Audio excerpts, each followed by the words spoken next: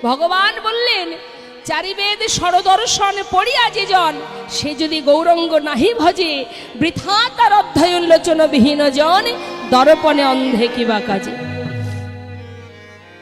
তার মানে বাবা, যদি শাস্ত্র অধ্যয়ন করবার পর তোমার ভিতরে অহংকার এসে যায়, মহাজন বললেন একটা অন্ধ ব্যক্তির সামনে আয়নার যেমন কোনো মূল্য হয় না, তুমি শাস্ত্র পড়ে তোমার ভিতরে যদি দীনতা না থাকে, তাহলে অন্ধ ব্যক্তির সমতুল্য হয়ে যাবে তুমি। ওই বিদ্যা অধ্যয়নে কোনো লাভ নেই, কোনো ফল নেই। আর যদি তোমার ভিতরে দীনতা থাকে, বিদ্যা নেই, বুদ্ধি নেই, শিক্ষা নেই, বাবা, এক মূর্খ ভক্ত, মায়েরা মন দেবেন, লেখাপড়া জানে না, তিনি গেছেন গুরুকুলে দীক্ষা নেবার জন্য। দীক্ষা পাবার পর গুরুদেব একটি ছোট্ট শ্রীমদ্ ভাগবত গীতা দিয়েছে। গীতাটা হাতে দিয়ে বলছে, ভক্ত, কিছু পারো আর না পারো, অন্তত স্নান করে ঠাকুর ঘরে বসে এক অধ্যায় করে গীতা পাঠ করো, কেমন? গুরুচরণে প্রণাম করে গীতাটা হাতে করে নিয়ে ঘরে ঢুকেছে। বাড়ি ফিরে এসে ভগবানের সিংহাসনের পাশে গীতাটা রেখেছে। প্রতিদিন স্নান করে এসে শুদ্ধ বসনে গীতাটা হাতে করে নিয়ে তার ভিতরে কি আছে না আছে পড়ার চেষ্টা করে, কিন্তু পারে না। এখন সে যখন পড়তে পারে না, তখন এলাকাবাসী তো জানে যে ও লেখাপড়া জানে না। ওই মূর্খ ভক্তের আচরণ দেখে এলাকার কয়েকজন পাড়াপড়শিরা তারা ব্যঙ্গ করতে শুরু করে দেয়। লেখাপড়া জানে না, সে আবার গীতা হাতে করে নিয়ে দেখো কত কাণ্ড করছে, যেন মনে হচ্ছে গীতার মধ্যে কি আছে সব ওর পড়া শেষ হয়ে গেছে। সবাই মৃদু মৃদু হাসে, ঠাট্টা করে, ব্যঙ্গ করে, কিন্তু সে কারোর কথা ভ্রুক্ষেপ না করে পড়তে পারুক আর না পারুক, গীতার উপরে যে ছবিটা থাকে না মা, ছবিটা কি আছে? অর্জুন বসে আছে রথে, আর রথটা চালাচ্ছে বিশ্ব ব্রহ্মাণ্ডের মালিক নিতাই গৌর হরিবোল হরিবোল। সে প্রতিদিনই কাঁদে, হে প্রভু, তুমি আমাকে বিদ্যা দাওনি ঠিকই, কিন্তু দেখার নয়ন তো দিয়েছ।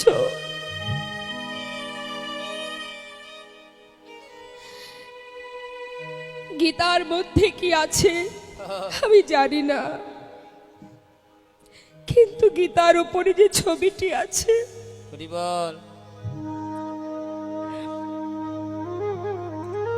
সেটা তো আমি দেখতে পাচ্ছি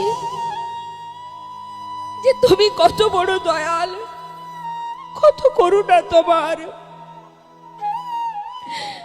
জীবের প্রতি কত ভালোবাসা তোমার।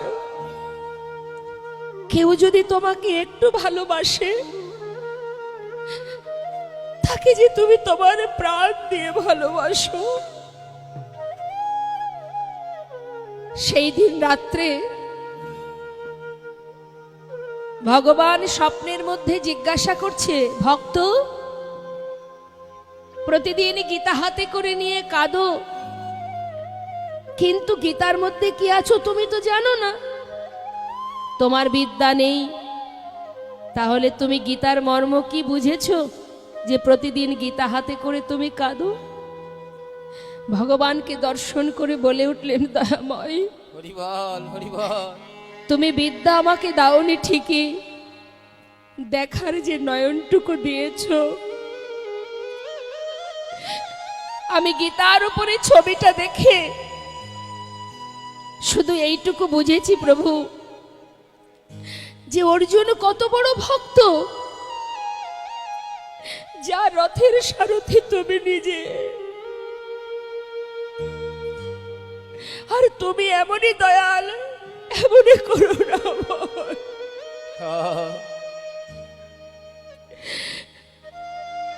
তোমার ভক্তকে তুমি মাথায় করে রেখেছো, তুমি বিশ্ব ব্রহ্মাণ্ডের মালিক, তাই শুধু মনে হয় একটি বার যদি তোমায় ভালোবাসতে পারতাম অর্জুনের মতো ভক্ত এই জগতে আর কে বা আছে প্রভু? ভগবান বললেন, ভক্ত, গীতায় কি আছে না আছে তুমি পড়তে পারোনি ঠিকই, কিন্তু তোমার আর পড়ার কোনো প্রয়োজন নেই, কারণ যে জ্ঞান তুমি অর্জন করেছো সেটাই লেখা আছে গীতার মধ্যে। জয় গৌর হরিবল হরিবল। তাই জেনে রাখবেন মা, বেদ বিদ্যাধু কিছু নাহি জানত, সে যদি গৌরঙ্গ করে সার, ঠাকুর নয়নানন্দেতে বনে, সেই তো সকলই জানে, সর্বসিদ্ধি করতলে তার। যদি শুদ্ধ ভক্তি ভরে প্রাণ ভরে ভালোবাসতে পারো। ভগবান বলেছিল, যদি গঙ্গার জল জীবের হাতে নাও থাকে, এই জগতের কোনো কিছুই আমার প্রয়োজন নেই।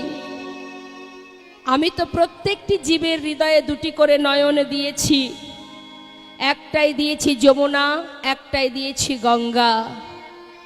জীব সংসারের জন্য সারা জীবন কাঁদে, আর যদি কোনো জীব আমার জন্য মাত্র দুফোঁটা বাড়ি বরিশন করে, যদি দুফোঁটা বাড়ি বরিশন করে নয়ন অশ্রু ভগবানের চরণে দিয়ে বলে, প্রভু এই জগতে তুমি ছাড়া আমার আর কেউ নেই, প্রভু আজ থেকে আমি তোমার, আর তুমি শুধু আমার। যদি চরণ স্পর্শ করে কাঁদে, যদি আমায় বলতে পারে, আমি যুগে যুগে সেই ভক্ত চরণে দাস হয়ে পড়ে থাকি।